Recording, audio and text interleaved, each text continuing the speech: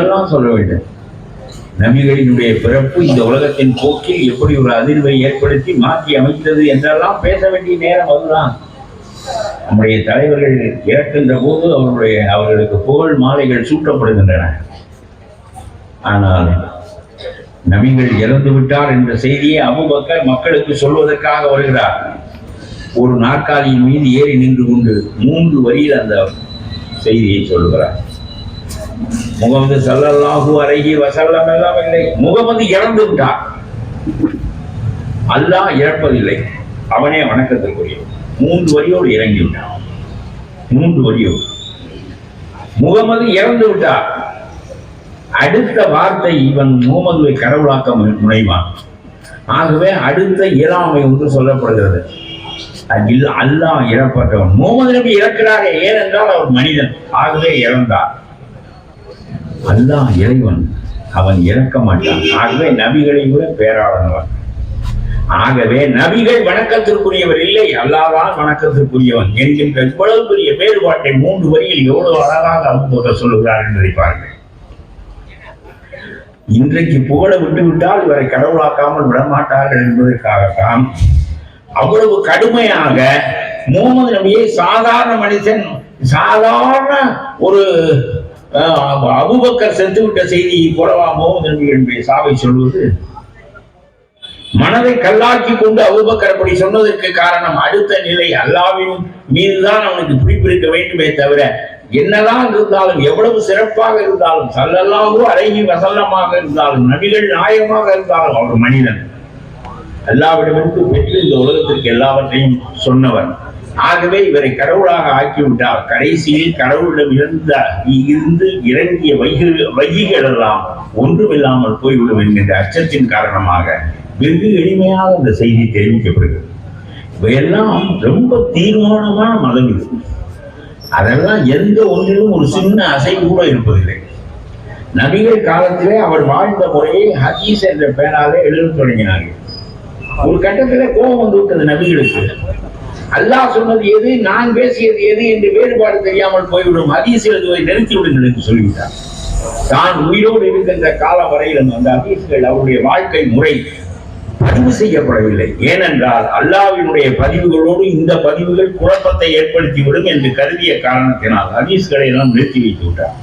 பின்னால் ஆயிஷா போன்றவர்கள், பெரிய மார்க்க அறிஞர்கள், நபிகளோடு பழகியவர்கள் எல்லாம் அந்த வாழ்க்கை முறையை சொல்லித்தான் அந்த பதிவு இப்பொழுது நமக்கு கிடைக்கிறது.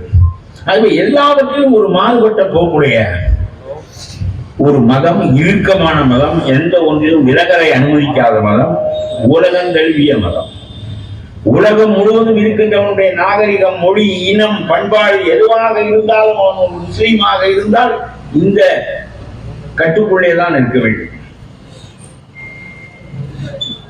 ஷரத் சட்டம் அதற்குள்ளேதான் இருக்க வேண்டும், விலகவல்ல முடியாது. நீங்கள் சொல்லி பாருங்கள், ஜீவனாம்சம் என்று சுப்ரீம் கோர்ட் தீர்ப்பளித்து விட்டது ஷாபான் வழக்கிலே ஜீவனாம்சம் கொடுக்க வேண்டும் என்று தீர்ப்பளித்து விட்டது சுப்ரீம் கோர்ட். அந்த தீர்ப்பு இன்னமும் இருக்கிறது. ஆனால் அந்த ஷாபான் என்கின்ற சாதாரணமான பெண்மணியினுடைய வீடு மத்திய பிரதேசத்தில் இருக்கிற சின்னஞ்சிறிய கிராமத்தில் ஒரு சந்தில் இருக்கின்ற அந்த வீட்டை நோக்கி இந்தியாவின் மிகப்பெரிய கோடீஸ்வர முஸ்லிம்கள் எல்லாம் படையெடுத்து சென்றார்கள்.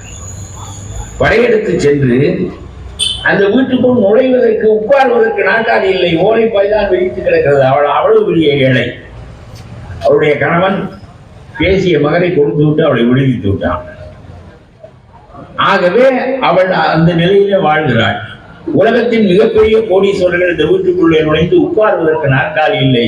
அவள் வருத்தப்படுகிறாள். இந்த ஓலை பாய்தான் இருக்கிறது, தயவு செய்து உட்காருங்கள் என்று சொல்கிறார்.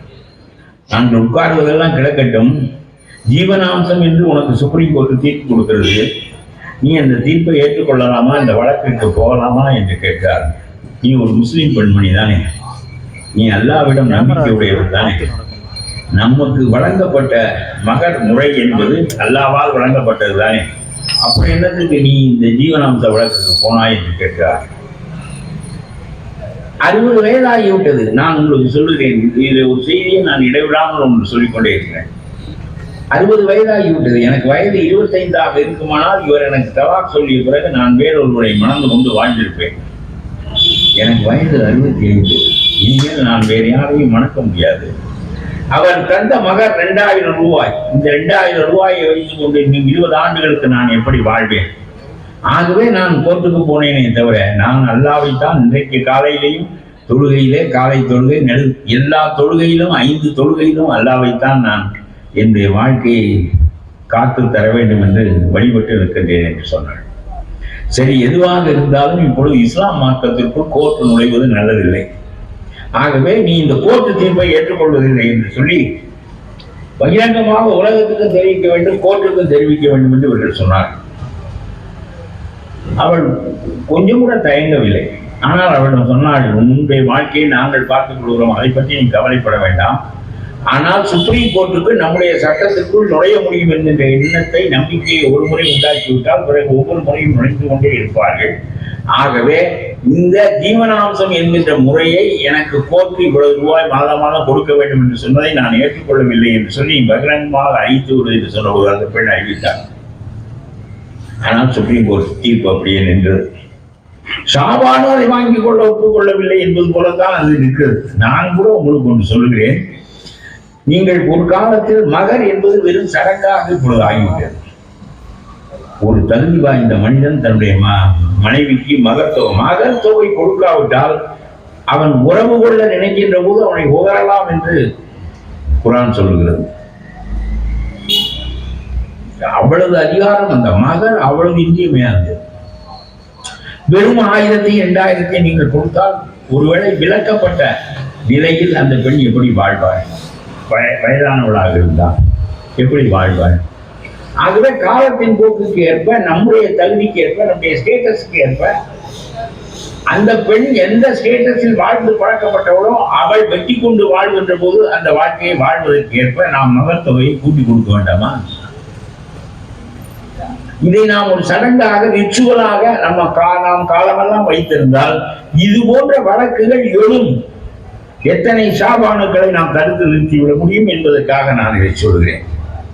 ஆகவே எல்லா நிலைகளிலும் பெண்ணுக்கு உரிமையான அந்த மகர் தொகையை அவளுடைய தகுதிக்கு ஏற்றவாறு நாம் நிர்ணயித்து கொடுக்க வேண்டுமே தவிர, சரி, என்னிடம் ஒருவர் கேட்டார், ஒரு கசாப்பு கடைக்காரன் தன்னுடைய மனைவியை ரத்து செய்து விட்டான், அவனுக்கு மகர் 2000 தான் கொடுக்க முடியும், அந்த பெண்ணுக்கு என்ன நிலைமை, இவனால் கொடுப்பதற்கு இவனிடம் கொடுப்பதற்கு வசதி இல்லையே என்று என்னிடம் கேட்டார். அதற்காகத்தான் வக்ஃபை ஏற்படுத்தினார் அல்லாஹ். நீங்கள் கொடுக்கின்ற சொத்து, நீங்கள் பல்கலைக்கழகங்களை அப்புறம் கட்டுங்கள், பல்கலைக்கழகங்களை அரசு கட்டும். ஆனால் அகத்திக்கீரை விற்கிற பாத்திமாவினுடைய மகள் கரையேறுவதற்கு இந்த வக்ஃபு உதவ வேண்டும். கசாப்பு கடைக்காரனுடைய மனைவி போதுமான மகர் பெற்றிருக்கவில்லை என்றால் அவள் நீண்ட காலம் வாழ்வதற்கு இந்த வக்ஃபு வந்து உதவ வேண்டும். நபிகள் காலத்தில் தனி மனிதர்களுக்கு உதவுவதற்காக உருவாக்கப்பட்ட வக்ஃபு இப்பொழுது பெரும் நிறுவனங்களை உருவாக்கிவிட்டு மகிழ்ச்சி அடைவதற்கு ஏற்படுகிறதே தவிர, நான் சொல்கிறேன், ஒரு ஏழை பாத்திமாவினுடைய மகளுக்கு நேரிட்ட ஒரு துயரத்திற்கு பரிகாரம் செய்கின்ற போது உங்களிடம் இருக்கின்ற பணம் பள்ளிவாசலுடைய கதவுக்கு பயன்பட வேண்டும், இல்லாவிட்டால் பாத்திமாவினுடைய மகளுக்கு பயன்பட வேண்டும் என்றால் நபிகள் பாத்திமாவின் மகளுக்கு தான் பயன்பட வேண்டும் என்று சொல்றார். நாம் வேப்ப மரத்தடியிலே தொழுது கொள்ளலாம். ஆகவே அவர் ரொம்ப ஏழைகளை பற்றி சிந்தித்த ஒரே ஒரு மதம் அதுதான். First socialist in the world is Muhammad நபி. வேறு யாரும் ஏழைகளை பற்றி பேசியதே இல்லை. ஏழைகளுக்காக ஜகாத், ஏழைகளுக்காக வக்ஃபு. நீ வசதியாக வாழ், எனக்கு ஒன்றும் மறுப்பு இல்லை. ஆனால் அவள் சோப்புக்கு இல்லாமல் வாழக்கூடாது, கைப்பிள்ளையை வைத்துக் கொண்டு அவள் தடுமாறக்கூடாது. அவளையும் சேர்த்துக் கொண்டு நீ வாழ்வதாக இருந்தால் இஸ்லாமியமாக இரு, இல்லாவிட்டால் வேண்டாம் என்று சொல்லுகிற அளவுக்கு அவர் கோபப்பட்டார். ஆகவே ஒரு உம்மா என்பது, அதனாலேதான் உங்களுக்கு சொல்லுகிறேன், ஒரு மூலையில் ஒரு கல் எறியப்பட்டால் அது உலகத்தின் இன்னொரு மூலையில் உள்ள முஸ்லிம் வீட்டில் வந்து விழும். அவ்வளவு இறுக்கமாக அந்த உம்மா கட்டப்பட்டிருக்கிறது. நீங்கள் அதை உணரவில்லை. Islam is self sufficient. Islam is self reliant. நீங்கள் தனித்து வாழ முடியும். சீனன் ஆண்டால் என்ன, சிங்களவன் ஆண்டால் என்ன, மோடி ஆண்டால் என்ன, நீங்கள் கைத்தெடுக்க முடியும். எந்த மனிதனாலும் உங்களுடைய சமூகத்தை கட்டுக்குலைக்க முடியாது. நீங்கள் உங்களுக்குள்ளாகவே உங்களை சார்ந்தே வாழ்வதற்கு ஏற்ற வகையில் தான் குர்ஆன் வடிவமைக்கப்பட்டிருக்கிறது. நீங்கள் அதை விட்டு அவனால் கேடு வந்தது, அவனால் சட்டம் வந்தது, முத்தலாக்கு 3 ஆண்டு சிறை தண்டனை என்று சொல்லிவிட்டு போகட்டும். நீங்கள் பள்ளிவாசலில் மேன்மக்கள் குழாம், என்னுடைய காஜியார் போல மேன்மக்கள் குழாம் ஒரு 5 பேரை அல்லது 10 பேரை ஏற்படுத்துங்கள். எந்த வீட்டிலாவது கணவனுக்கு மனைவிக்கும் பிணக்கு வருமானால் அவர்கள் காஜியாரிடம் வந்து பேசி தீர்த்து கொள்ள வேண்டும். தலாக் ஆக வேண்டும் என்றால் ஆகட்டும், இல்லாவற்றால் சேர்ந்து வாழ்வதென்றால் வாழட்டும். மகர் எப்படி கொடுக்க வேண்டும் எல்லாவற்றையும் காஜியார்கள் பெரிய மாற்றம் தெரிந்தவர்கள் ஒவ்வொரு வெள்ளிக்கிழமையும் அல்லது வேறொரு நாளிலே கூடி பள்ளி வாசலில இவர்களுடைய வழக்குகளை தீர்க்கின்ற முறை இருக்குமானால் 3 ஆண்டு சிறை தண்டனை என்பது எவ்வளவு முட்டாள்தனமானது. இன்ஸ்டன்ட் தலாக் சொன்னானாம், அடுத்தடுத்து சொன்னானாம். அதற்காக இவர்கள் 3 ஆண்டு சிறை தண்டனை. இவன் சிறைக்கு போவான் 3 ஆண்டு. இவனுடைய பெண்டாட்டி நண்பர்கள் இருப்பாள். இவனுடைய வியாபாரம் மூடப்படும். இவனுடைய பிள்ளைகள் தெருவில் பிச்சைக்காரர்களாக அலைவார்கள். 3 ஆண்டுகள் என்பது என்ன 3 நாளா? அவன் என்ன அவ்வளவு பெரிய கொடுமை செய்து விட்டான். தன்னுடைய மனைவியை தலாக் சொல்வதிலே முறை தவறி நடப்பானே, ஆனால் அது செல்லாது என்று சொல். இட் இஸ் இன்வேலிட் என்றுதான் நீ சொல்ல வேண்டும். இன்வேலிட் என்று சொல்லாமல் you will be imprisoned என்று சொல்வாயே. ஆனால் இது ஒரு சட்டமா, இது ஒரு நாடா, இது உலகம் காய்ச்சி போக வேண்டாமா என்று நான் கேட்கின்றேன். ஆகவே நான் உங்களுக்கு சொல்லுகின்றேன், காந்தி தான் எனக்கு தலைவன். ஆகவே உங்களுக்கு சொல்லுகின்றேன், முத்தலாக் சட்டத்திற்கு 3 ஆண்டு தண்டனை என்பது மத்திய அரசாங்கத்தினுடைய சட்டத்திலே நிலையாகவே இருக்கட்டும். நீங்கள் கோர்ட்டுக்கு போவதில்லை என்று முடிவெடுத்து நாங்களாகவே எங்களுடைய நியாயங்களை தீர்த்துக் கொள்வோம் என்று நீங்கள் முடிவெடுத்து விடுவீர்களே, ஆனால் கோர்ட்டிலே அந்த சட்டங்கள் செத்து போய்விடும்.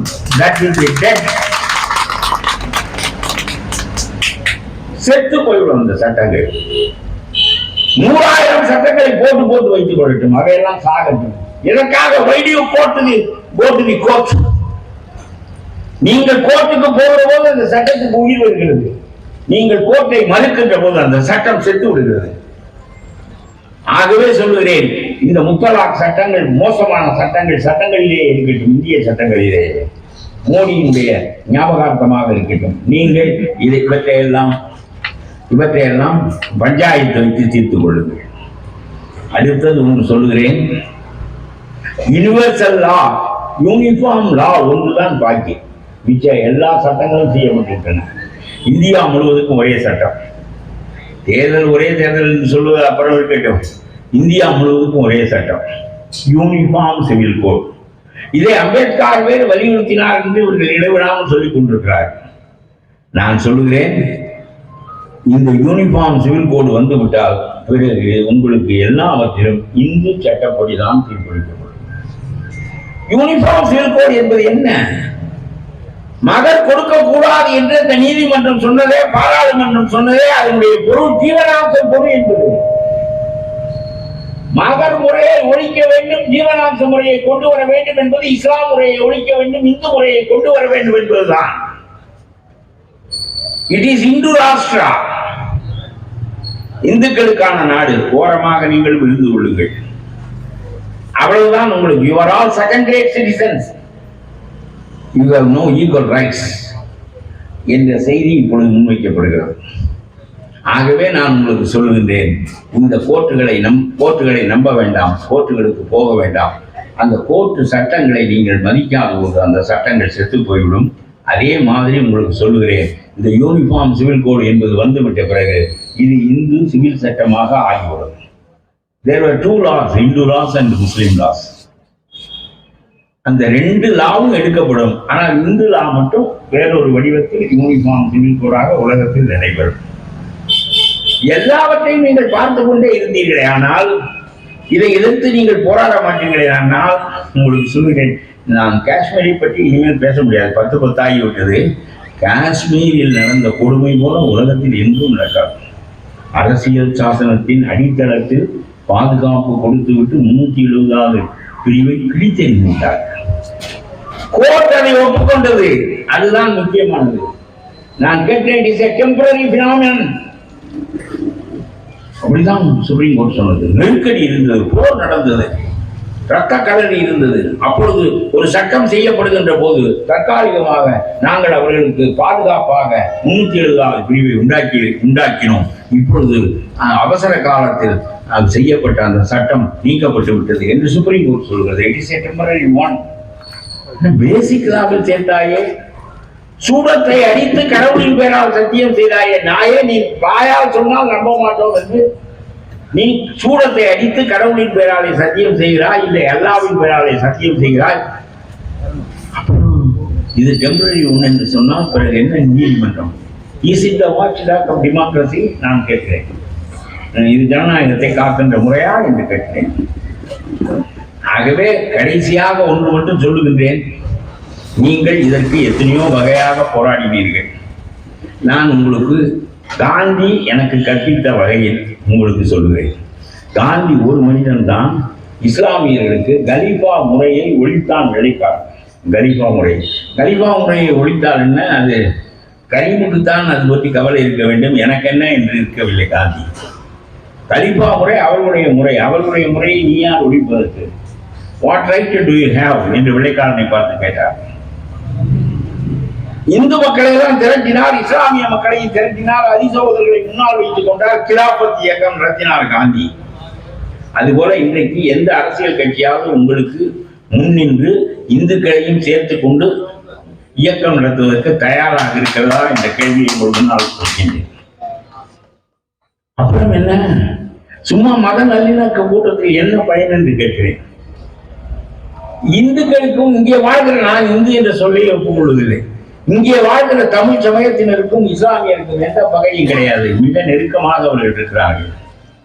அங்கு மத நல்லிணக்க கூட்டங்கள் வீண். நீங்கள் அரசு உங்களோடு மோதுகிறது.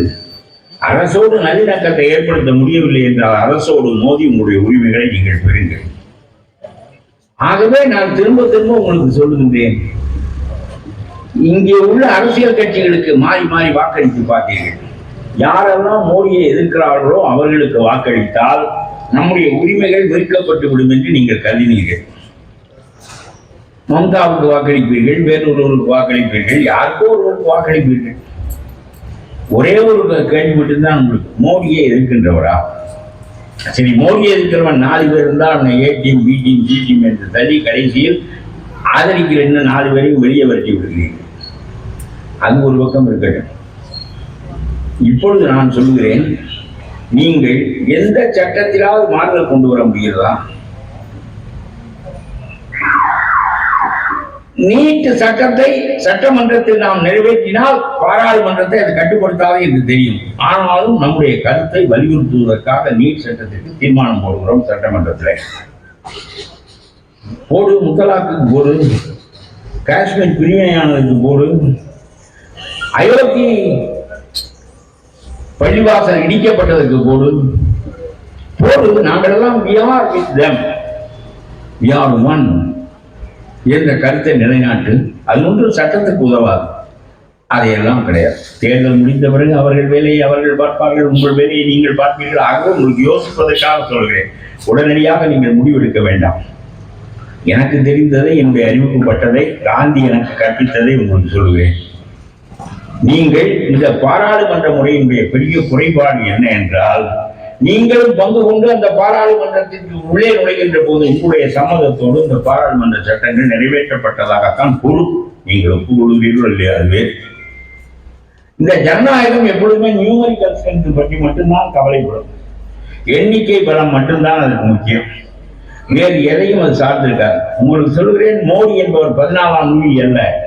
ஸ்டேட், ஐ ஆம் தி ஸ்டேட், லா, ஐ ஆம் தி லா என்று மோடி சொல்லவில்லை. பாராளுமன்ற முறையின் மூலமாக உங்களுடைய கருத்தை தெரிவிக்கிறார். அந்த பாராளுமன்ற முறையால் உங்களுடைய சட்டங்கள் நசுக்கப்படுமானால், இதை ஜின்னா நேரு காந்தியிடம் சொன்னார். ரொம்ப அருமையான செய்திகள். ஜின்னா காந்தி பாகிஸ்தான் பிரியக்கூடாது என்று நினைக்கிறார். ஜின்னா, நேரு, வல்லபாய் பட்டேல், காந்தி 4 பேர் கடைசியாக பேசுகிறார். அப்பொழுது காந்தி சொல்லுகிறார், Jinnah, you become the prime minister of this country, Nehru will serve under you என்று அவர் சொல்கிறார். நீங்களே பிரதம மந்திரியாக ஆகிவிடுங்கள். நேருவை பார்க்கிறார் அவர். பாபுஜி சொன்னால் நான் மேயராக கூட இருக்கிறேன் என்று சொல்லிவிட்டார் நேரு. அப்பொழுது இன்னும் ஒரு வாதம் வைக்கிறார் பாருங்கள். உங்களுடைய உணவு வேறு, என்னுடைய உணவு வேறு, உங்களுடைய உடை வேறு, என்னுடைய உடை வேறு, உங்களுடைய பழக்க வழக்கங்கள் வேறு, எங்களுடைய பழக்க வழக்கங்கள் வேறு, எல்லாவற்றுக்கும் மேலாக உங்களுடைய சட்டங்கள் வேறு, எங்களுடைய சிவில் சட்டங்கள் வேறு. நாங்கள் எல்லாவற்றுக்குமாக முழுமையாக குர்ஆனை சார்ந்திருக்கிறோம். குர்ஆன் இஸ் அவர் கான்ஸ்டிடியூஷன். இன்றைக்கும் சவுதி அரேபியாவில் அரசியல் சாசனம் கிடையாது. ஏன் கிடையாது என்றால் there is Quran, that is our constitution என்று சவுதி அரேபியா சொல்லுகிறது.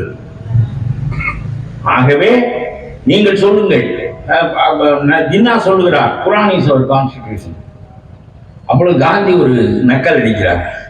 இப்பொழுது மிஞ்சி நேர் மாதிரி கோயிலுக்கு போக மாட்டாங்க ஜின்னா, இப்பொழுது கல்வி உங்களுக்கு பள்ளிவாசல் 5 வேளை தொழுகைக்கு என்று நக்கல் அடிக்கிறார். ஏனென்றால் ரொம்ப ஜின்னா அதிகமாக மத நடவடிக்கைகளுக்கு வரமாட்டார். ஆனால் அவர் சொல்லுகிறார், எனக்கு நம்பிக்கை இருக்கிறது இல்லை என்பது முக்கியமில்லை, என்னுடைய மக்களுக்கு நம்பிக்கை இருக்கிறது. நபிகள் நாயகம் சொன்ன வழியிலிருந்து மாறாத சமூகம். நானும் கூட எந்த வகையிலும் மாறுதலாக நடந்து கொண்டிருந்தேன். நான் 5 வேளை தொழுவதற்காக போவதில்லை என்றாலும் கூட நான் மாறாக நடந்து கொண்டதில்லை என்று ஜின்னா சொல்லிவிட்டு சொல்லுகிறார். கடைசியாக காந்தி ஒரு கேள்வி கேட்கிறார். நீங்கள் சிந்திப்பதற்காக நான் இதை சொல்கிறேன். இந்த புத்தகம் இதே செய்திகளைத்தான் சொல்லுகிறது, அதை ஆழ்ந்து படிக்க நான் பேசுவதும் அதே செய்தி தான். எதற்காக என்று நான் சொல்லுகிறேன் என்றால், ஜின்னா கடைசியாக சொல்லுகிறார், காந்தி கேட்கிறார், நாம் ஜனநாயகத்தில் சில பாதுகாப்புகளை மைனாரிட்டிகளுக்கு ஏற்படுத்த விட முடியாதா என்று கேட்கிறார். காந்தியை போல் ஒரு உத்தமன் உலகத்திலே நம்முடைய காலத்தில் பிறந்த மாபெரும் மனிதன் வந்தான், ஏன் உண்டாக்க முடியாது என்று சொல்லுகிறார். ஜின்னா சொல்லுகிறார், we are all barristers. Gandhi barrister, லண்டனில் படித்தவர், நேரு லண்டனில் படித்தவர், வல்லபாய் பட்டேலும் வக்கீல், ஜின்னாவும் லண்டனில் படித்தவர். we are all barristers. கோர்ட்டுகள் எல்லாம் ஆளுங்கட்சியை நோக்கி திரும்பும் என்பதை காந்தி நீங்கள் அறிய மாட்டீர்களா என்று கேட்கிறார். மிஸ்டர் காந்தி என்று சொல்வார் ஜின்னா. ரொம்ப சாதாரண முனியனுக்கும் மூக்கனுக்கும் நடக்கின்ற வழக்குகளிலெல்லாம் சரியான தீர்ப்புகள் வந்துவிடும்.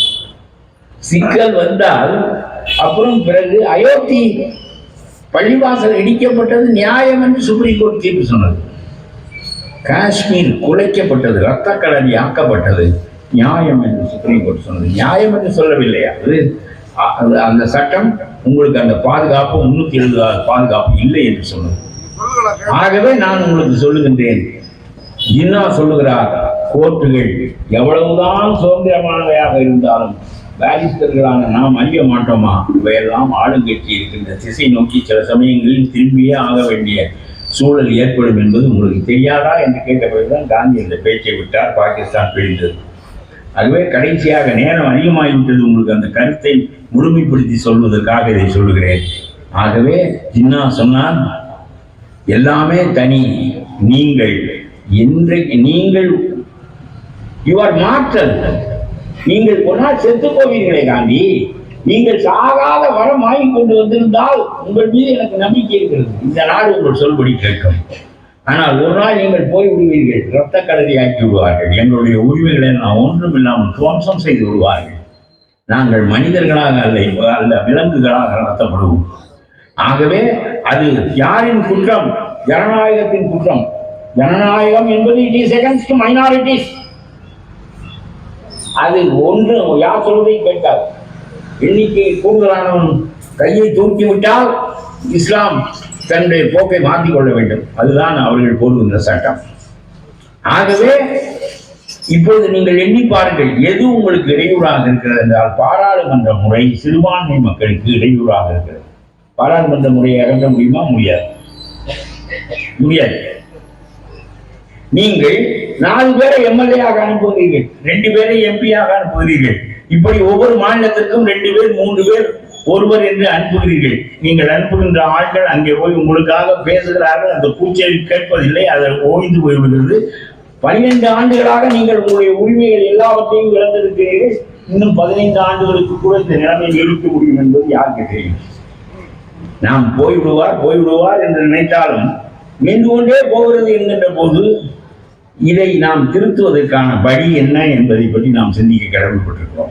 ஆகவே இந்த பாராளுமன்ற முறையில் 2 பேர் போட்டு 4 பேரை அனுப்பி அதன் மூலம் நம்முடைய சட்டங்களை எல்லாம் திருத்தி விட முடியும், நம்முடைய உரிமைகளை பெற்றுவிட முடியும். இந்து ராஷ்டிரா இந்த நிலையிலிருந்து, இந்து சட்ட நிலையிலிருந்து முஸ்லிம் எல்லாம் தனியாக ஆக்கிவிட முடியும் என்று நீங்கள் நினைத்தீர்களே, ஆனால் அது சரியில்லை. இதுவரையிலும் உங்களால் அதை செய்ய முடியவில்லை, இதுவரையிலும் செய்ய முடியவில்லை. ஆகவே நான் உங்களுக்கு சொல்லுகிறேன், நீங்கள் you are a self reliant and self sufficient community, தன்னிறைவு தற்சார்பு சமூகம் நீங்கள். ஆகவே நீங்களாகவே முடிவெடுங்கள், போராட்டத்தை நீங்களே கையில் எடுங்கள். Not through your representatives, not through your MLAs, not through your MPs. ஒண்ணு வச்சுங்க, நீங்க என்னன்னு பாருங்க. not through your MLAs, நீங்களே இந்த போராட்டத்தை கையில் எடுங்க. எடுத்தால் முடியுமா? வேங்கை வயல் போல் ஒரு கிராமம் தேர்தலை புறக்கணித்த போது வேங்கை வயல் தான் நினைத்ததை சாதித்துக் கொள்ள முடியவில்லை என்பதற்கான காரணம் ஒரு கிராமம். அதை பொருட்படுத்தாமல் ஆட்சி அமைக்க முடியும். நீங்கள் 80 லட்சம் பேர் தமிழ்நாட்டில் இருக்கிறீர்கள், 80 லட்சம் பேர், 80 லட்சம் பேரும் இந்த தேர்தலிலே நாங்கள் பங்கு கொள்வதில்லை என்று முடிவு செய்வீர்களே. ஆனால் நாங்கள் ஒன்றும் செய்யவில்லை. வரி கட்டுகிறோம், தொழில் நடத்துகிறோம், மின்சார வரி கட்டுகிறோம், கேஸுக்கு பணம் கொடுக்கிறோம், எல்லாம் செய்கின்றோம். ஒன்றே ஒன்று மட்டும், தேர்தல் என்று வீட்டிலேயே இருந்து கொள்வோம். எத்தனையோ முறை நாங்கள் போராடி பார்த்து விட்டோம். எங்களுடைய பிரதிநிதிகளின் மூலம், எம்எல்ஏக்களின் மூலம், எம்பிக்களின் மூலம் அவர்கள் தான் பயன்படுகிறார்களே தவிர நாங்கள் நிலையான பெயரை பெற முடியவில்லை என்கின்ற காரணத்தினால் போராட்டத்தை நாங்கள் கையில் எடுத்துக் கொள்கிறோம்.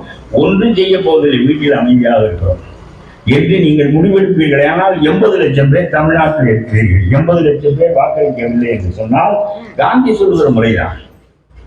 உன்னுடைய எதிரியோடு நீ ஒத்துழைப்பதில்லை என்று முடிவு செய்து விட்டால் ஹிட்லராலும் ஆள முடியாது என்று காந்தி சொல்லுகிறார். காந்தியை மறந்து விட்டோம். ஆகவே 80 லட்சம் பேர் நீங்கள் வாக்களிக்கவில்லை என்றால் ஆந்திரா பின்பற்றும், வங்காளம் பின்பற்றும், ஒரிசா பின்பற்றும், அஸ்ஸாம் பின்பற்றும் 30 கோடி பேர் இந்தியாவிலே இருக்கிறீர்கள். 80 லட்சம் பேர் நீங்கள் வழிகாட்டினால் 30 கோடி பேர் உங்களை நோக்கி திரும்பினால், நான் உண்மையிலே சொல்லுகிறேன், அமெரிக்கா திரும்பும், பிரான்ஸ் திரும்பும், ஜெர்மன் திரும்பும், உங்களுடைய முஸ்லிம் நாடுகள் முழுவதும் திரும்பும். ஐநா சபை கேட்கும், அங்கே என்ன ஜனநாயகம் தான் நடக்கிறதா என்று கேட்கும். ஆகவே சிறுபான்மை மக்களுடைய அடிப்படை உரிமைகளை மதிக்காமல் ஒரு ஜனநாயக நாடு நிறைவேற முடியாது என்பதற்கு இதுவரையிலும் ஜனநாயகத்தில் இல்லாத ஒரு வகையில் சிறுபான்மை மக்களுக்கான பாதுகாப்பை ஏற்படுத்தி ஆக வேண்டிய கட்டாயம் ஜனநாயக அமைப்புக்கே ஏற்படும், இந்த அரசாங்கத்துக்கு ஏற்படும். உலகம் இதை கவனிக்கும். இப்பொழுதெல்லாம் சும்மா எண்ணெயை அனுப்பிவிட்டு பணம் தருகிறானா என்று பார்த்து கொண்டிருக்கிற முஸ்லிம் நாடுகள் நிறைய நம்மால் இப்படி எல்லாம் போராடுகிறார்கள், நாம் என்ன பேசாமல் இருக்கிறோமே என்று நினைப்பார்கள். அமெரிக்கா நினைக்கும், பிரான்ஸ் நினைக்கும். ஆகவே சொல்லுவேன், 80 லட்சம் பேரும் நீங்கள் ஒரே ஒரு முறை என்னிடம் ஒருவர் கேட்டார், 4-2 பேர் தான் இருக்கிறோம் நாங்கள், எனக்கு ஒரு செய்தி அனுப்பினோம். உங்களுடைய ஆட்களில் ஒருவர், 4-2 பேர் தான் நாங்கள் இருக்கிறோம், அவங்களையும் இல்லாமல் ஆக்கி விடுறதுக்கு நீ திட்டம் போடுறியா என்று கேட்டார். 4-2 பேரால் இதை செய்ய முடியும் என்றால் நான் அவர்களின் பின்னால் 50 நிற்கின்றேன். முடியாது என்றால் நீ வேற பேசாமல் வீட்டிலே இரு. நாங்கள் எல்லோரும் ஒன்று கூடி நிற்பதன் மூலமாக 80 லட்சம் பேர் ஒன்று கூடி நிற்பதன் மூலமாக 30 கோடி பேரை அணிவகுக்க வைப்போம். 30 கோடி பேர் அணிவகுத்தால் ஐநா சபை இந்தியாவுக்கு வரும். இந்த ஜனநாயகம் உங்களுக்கான உரிமையை மீட்டு தரும். நான் ஒன்று மட்டும் சொல்லுகிறேன், இந்து லா என்பது முஸ்லிம் லாவாக ஆகக்கூடாது. யூனிஃபார்ம் சிவில் கோட்ல நீ எந்த சட்டம் கொண்டு வந்தாலும் இந்து லாவை தான் கொண்டு வந்து இதை திணிப்பார். ஆகவே இதை எதிர்த்து போராடுவது, நான் சொல்வதை நீங்கள் யோசியுங்கள், கலந்து பேசுங்கள். அக்பர் அலி மாதிரி மனிதர்கள், பொது வாழ்க்கையில் பழக்கப்பட்டவர்கள். நான் முதலிலே ஒவ்வொரு ஊராக நான் பேச வேண்டும் என்று நினைக்கிறேன். 3வது ஊருக்கு வந்திருக்கிறேன். திருப்பூருக்கு போகிறேன், கோயம்புத்தூர் போகிறேன், குன்னூர் போகிறேன். வரிசையாக கும்பகோணத்தில் ஜனவரி 31ஆம் தேதி பேசுகிறேன், மதுரையில் 11ஆம் தேதி என்று பேசுகிறேன். இப்படி வரிசையாக நான் பேசுவதிலே எனக்கு ஒன்றுமில்லை. என்னை தூக்கி குண்டாசில் வைப்பார்கள் ஒரு நாள். என்னுடைய பேச்சு கவனிக்கப்படவில்லை என்றால் நான் சுதந்திரமாக இருக்கிறேன். என்னுடைய பேச்சு கவனிக்கப்பட்டு உங்களுடைய விளைவுகளை ஏற்படுத்துகிறது என்று சொன்னால் என்னை உள்ளே குண்டாசிலே வைப்பார்கள். வைக்கட்டும்.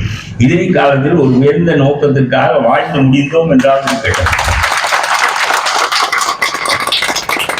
நான் என்னுடைய எளிய அறிவை கொண்டு இதை பேசவில்லை. காந்தி எனக்கு கற்பித்த அறிவை கொண்டுதான் பேசுகிறேன். ஹிட்லரோடு கூட நீ இணங்கி போகாவிட்டால் அவனால் உன்னை ஆள முடியாது என்பதை மட்டும் நினைவில் கொள்ளுங்கள். ஆகவே ஒரு முறை நீங்கள் ஒரு அமைப்பை ஏற்படுத்துங்கள். காதிமார்கள் எல்லாம் என்ன சொல்வதார்கள் என்று கேளுங்கள். நான் ஒரு இது கட்சி, நான் முன்வரிசையில் உங்களோடு சேர்ந்து இருக்கின்றேன். நீங்கள் முன்னணியில் நின்று போராடுங்கள், நீங்கள் தலைமை ஏற்றுக்கொள்ளுங்கள், நீங்கள் எல்லாவற்றையும் செய்யுங்கள். ஆனால் அதை அந்த விசையை முடுக்குகின்றவனாக உங்களுக்கு அப்போது உள்ள விஷயங்களை சொல்வதற்கு நான் உங்களோடு சேர்ந்து இருக்கிறேன். அதனால் எனக்கு ஒரு துயரம் வருமானால் அந்த துயரத்தை நான் பொருட்படுத்தவில்லை. நான் சிறையெல்லாம் 10 தடவை போய் பார்த்தவன். போலீஸ்காரன் என்னை தலையில் அடித்து கையை ஒடித்திருக்கிறான். என்னை நீதிமன்றம் 21 நாள் ஊருக்கு வெளியே இரு என்று சொல்லி உத்தரவிட்டிருக்கிறது. எவ்வளவோ துயரங்களை நான் பொது வாழ்க்கையில பார்த்திருக்கிறேன். ஆகவே இது ஒன்றும் புதியதில்லை. சிறுபான்மை மக்களுக்காக ஒரு காரியத்தை நமக்கு சரியான காரணம் காந்தி வழியாக கருத்திலைப்பட்டு உங்களுக்கு சொல்லி அது நடக்குமானால் அது மகிழ்ச்சி. நடக்கவில்லை என்றால் நீங்கள் உங்களுடைய வாழ்க்கையை நீங்கள் தான் முடிவு செய்ய போகிறீர்கள். சரி என்று பட்டால் கொஞ்ச நாள் கழித்து நாம் ஒரு பெரிய ஆர்ப்பாட்டம் மாவட்ட அளவிலே நடத்துவோம். எங்களுடைய உரிமைக்கு கை வைக்காதே என்று சொல்வோம். அதில் அடங்க மாட்டாங்க. பிறகு நாம் ஒரு பெரிய மாநாடு போட்டு தீர்மானங்கள் போட்டு நாங்கள் இதில் பங்கு கொள்ள மாட்டோம் என்று சொல்லி உலகத்தின் பார்வையை நம் பக்கம் எடுப்போம். உலகத்தின் பார்வை இழுக்கப்படுகின்ற போது நீங்கள் உங்களுடைய கட்டமைப்பை பெறுவீர்கள், சரியத் சட்டத்தை பெறுவீர்கள், உம்மாவை மீண்டும் வலுவாக்கிக் கொள்வீர்கள். அல்லாஹ் உங்களுக்கு உதவுவான்.